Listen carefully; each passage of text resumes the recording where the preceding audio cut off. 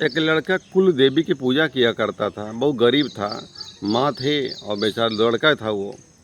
बहुत गरीब था लेकिन माता की बहुत पूजा करता था। तो माता ही रात में प्रसन्न हुई, सपने में प्रसन्न हुई।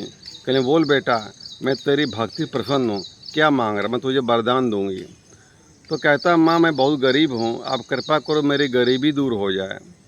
तो माता ने कहा यहाँ से 10 कोस दूर पर शशांक ऋषि रहते हैं, उनके आश्रम तू जा, तेरी गरीबी दूर हो जाएगी। इतना ही का माता अंतर ध्यान हो गई। अब नींद टूट गई, सपना टूट गया इसका। तो सो नहीं पाया। सुबह हुआ, अपनी माँ से कहा माँ कोई रोटी बना दे, मैं ऋषि के आश्रम जाऊँगा, माता ने मुझे सपना दिया, दर्शन दिया है।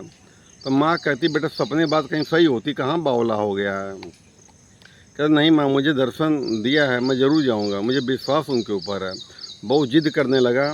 तब माता ने कुछ रोटी सेक बना दिया, कुछ सब्जी बना दिया, रास्ते में जा खा लेना। निकलता वहाँ से, पैदल ही निकलता, सवारी साधन कुछ था नहीं उस टाइम। जाते जाते ही जगह ठहरा वहाँ पर, तो एक नीम का पेड़ था, वहीं बैठा, और दूसरे घर था वहाँ पर वो। तो वो एक खाना खाया, उस बगल में औरत थी, पानी मांगा उसने, पानी औरत ने दिया। तो कहने बेटा तुम कहाँ जा रहे हो। कहने मेरी एक समस्या है, मैं ऋषि के आश्रम जा रहा हूँ, माता ने दर्शन मुझको दिए हैं। तो औरत बोलती बेटा मेरा एक काम कर लें जा। कहने बताओ माता जी, पानी पिया मैंने आपका, मैं ज़रूर पूछ लूँगा।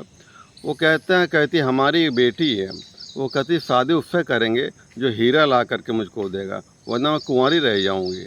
अभी कुछ कुछ जगह होता है कि लड़के वाले लड़की को दहेज देते हैं। तो कहता ठीक है हम पूछ लेंगे। अब वो आगे बढ़ता है, बढ़ते जल्द जल्द एक जंगल से गुजरता है। तो एक महात्मा जी बैठ के तपस्या कर रहे होते हैं। तो वहाँ उनके बैठता है, थोड़ा पानी पीता है और थोड़ा रोटी खाता है।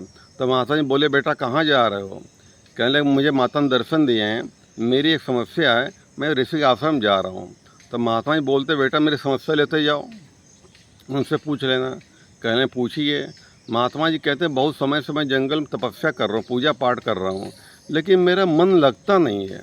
भगवान दर्शन देंगे देंगे, दर्शन दे तो पूजा पाठ करें, नहीं तो छोड़ छाड़ घर चलें, कहाँ माथा पच्ची यहाँ भी कर रहे हैं।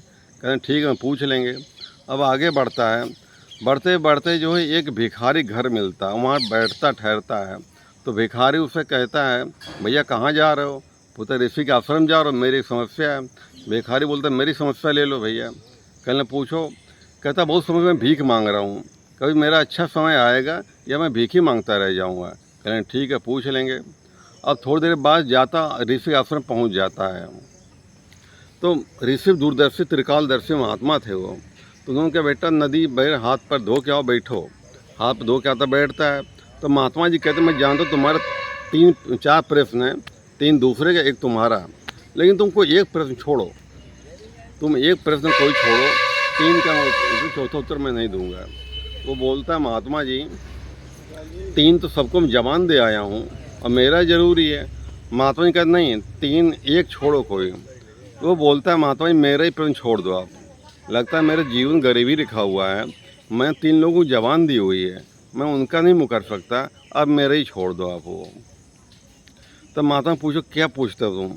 कह रहे महात्मा जी रास्ते में एक लड़की मिली थी, माँ कहीं हीरा ला कर शादी होगी, उस शादी होगी कुआँ रह जाएगी। तो माता जी बोले तो बेटा तू जाएगा ना, उसकी इच्छा अपने आप पूरी हो जाएगी। कहने लगा अच्छा दूसरा प्रश्न पूछो। तो दूसरा कहने महाराज रास्ते में एक भिखारी मिला था, बहुत गरीब है, बहुत समय भीख मांग रहा, कोई अच्छा समय आएगा या भीख ही मांगता रह जाएगा।